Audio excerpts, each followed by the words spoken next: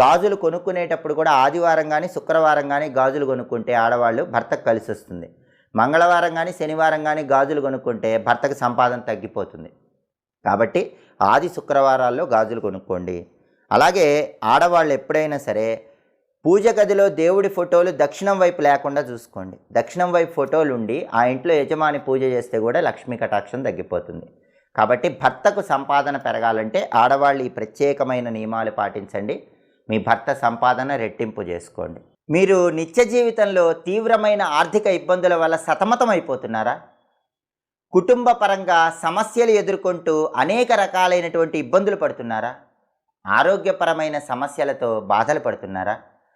దైనందిన జీవితంలో మీకు ఎదురయ్యే ఆర్థిక, ఆరోగ్య, కుటుంబ సమస్యలకి అతి సులభమైనటువంటి పరిష్కార మార్గాలు తెలుసుకోవాలనుకుంటున్నారా? అయితే మా మాచిరాజు భక్తి ఛానల్ని తప్పకుండా చూడండి.